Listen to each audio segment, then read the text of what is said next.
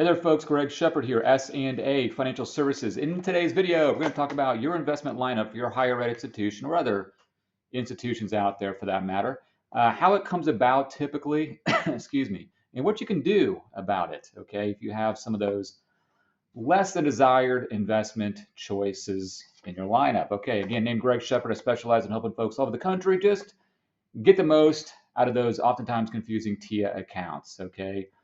So here we go. I'm going to try to do this video with a straight face. I say this, let's back up a little bit. The catalyst to this video is a lot of you have reached out to me and kind of 50-50 here. Some of you have expressed the fact that you don't enjoy the investment lineup provided to you by your institution. Others reach out to me. We do a little quick synopsis of your situation. I tell you that your investment lineup is less than desirable, and then you start asking questions. So I dedicate this video to all those people out there that just don't have very good investment choices. I'm getting ready to unpack some of this information for you. Again, I'm going to try to do this with a straight face because you'll know exactly what I'm talking about here as I dive into this. So hold tight here.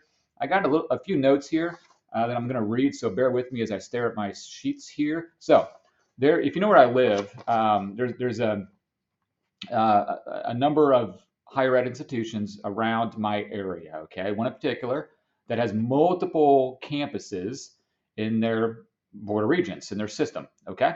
So I know that system, I know that system fairly well. So I'm going to be talking about, not specifically, I'm not going to name names, but what I'm going to speak about here is consistent amongst multiple institutions across the country, okay? So this one in particular, across the campuses has thousands of faculty, okay? So it's a large system, okay? Probably not unlike the one that you work at, or the size of the institution doesn't necessarily matter. Here we go.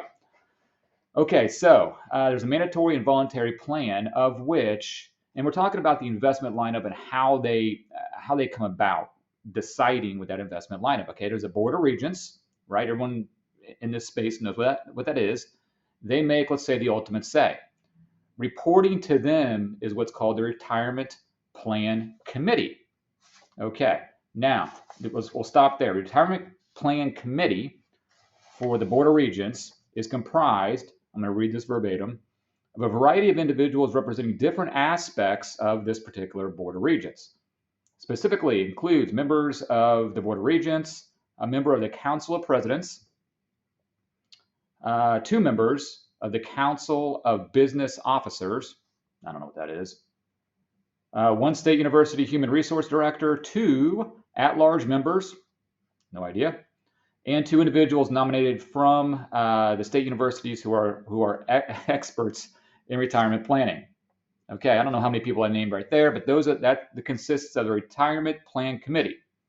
Above and beyond that, okay, this particular system employs 2 outside consulting groups, okay? One's local-ish and the other one is not, up in Minnesota, okay?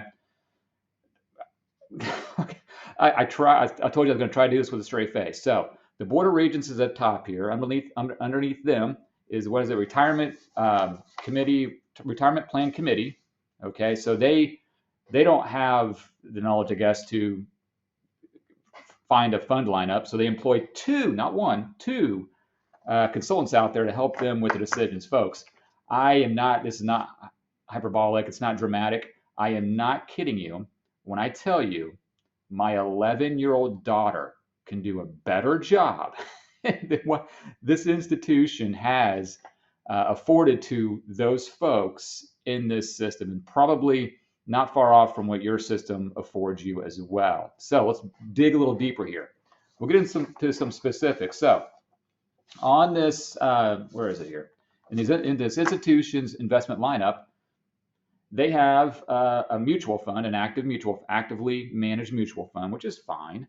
Pear, like a pear that you eat, Pear Tree Polaris Foreign Value Small Cap Fund. Folks, I've been doing this for 24 years.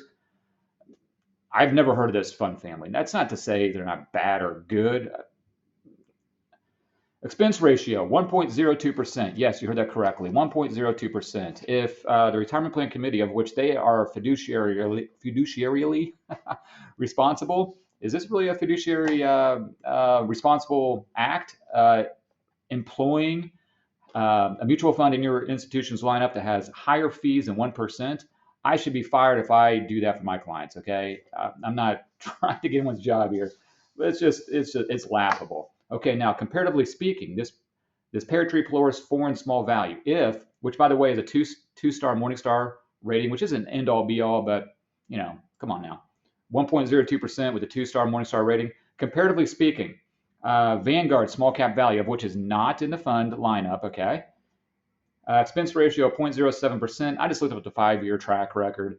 The Vanguard small cap value index fund, 32% better over a 5-year track period, okay? Exponentially cheaper as well. Now, maybe you say, well, Vanguard isn't allowed in the fund lineup. Baloney. They can be allowed. And by the way, there's another Vanguard fund in this lineup, one.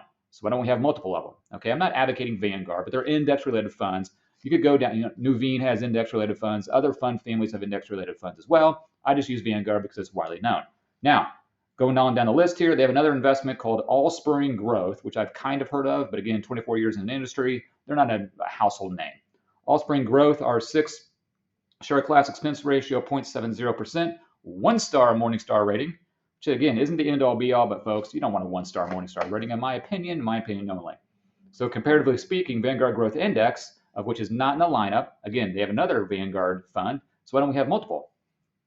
0.05% expense ratio last year. 5-year track record.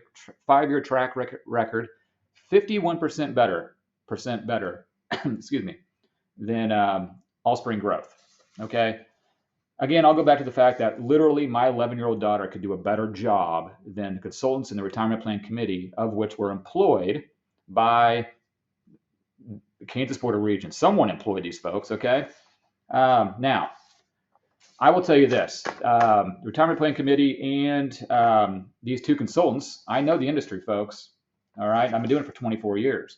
Why is Pear Tree Polaris and Allspring Growth in that fund lineup? And I just recited the facts that they are expensive and they're not as good as what could be in the fund lineup.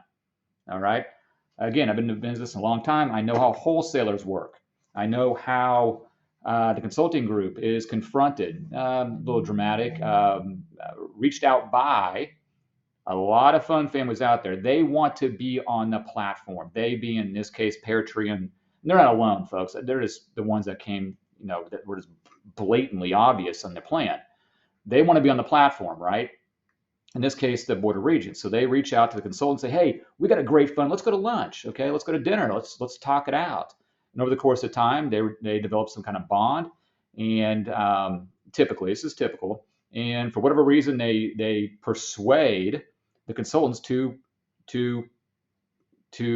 what's what I'm looking for? Advise the retirement plan committee to use this particular fund when it's not in the best interest for you all. Okay, to be best interest for you all would be a very cheap index-related investment. This is not debatable. It's common sense. Okay, a lot of your institutions out there, they employ these consultants for a third-party, unbiased look and to justify their fee. In this case, the consultants, and to a degree, the retirement plan committee, but a lot of times they're not getting paid. Okay, I don't think any of the time. I think it's more voluntary, but there are probably other things they get for that role. Nonetheless, they have to justify their positions, whether they're getting paid or not, by discussing using big words and why they should use, in this case, Pear Tree and Allspring, compared to Vanguard over here, which is exponentially cheaper. And by the way, performance-wise, it does a lot better. I don't know why. Hey, I don't have a dog in the fight. It's not my retirement plan, but if you find your plan out there that has something similar to this, it's all public information, folks. This isn't rocket science, okay? They have public meetings. They have minutes of those meetings. Bring it up to the Board of Regents, the retirement plan committee. Hey, why do we have this investment in here? Just out of curiosity, that's north of 1% expense ratio, when we could utilize other, TIAA has Nuveen they have index-related investments. Why don't we just use those? Okay, and maybe sprinkle in some other investments. Are you telling us, the participants, that we're just not smart enough to figure this stuff out? Yes, you are. Again, I'll go back to the fact. My 11-year-old daughter can do a better job than a lot of these institutions out there. Okay, and so can you. All right, I'm getting down off my high horse now. That's my PSA for today. Went a little long here, but this stuff kind of irritates. Not kind of, it does irritates me. A lot of folks in my industry make it more difficult than it needs to be. It's not, folks. Lower costs, index-related investments, call it a day. See ya 10 years down the road when you retire. Okay, mix things up a little bit prior to retirement, maybe 5 years. If you have questions of your situation, contact me. I'll get you squared away. All right, I'm going to be quiet now. Y'all take care. All right, bye-bye. Greg Shepard here, S&A Financial.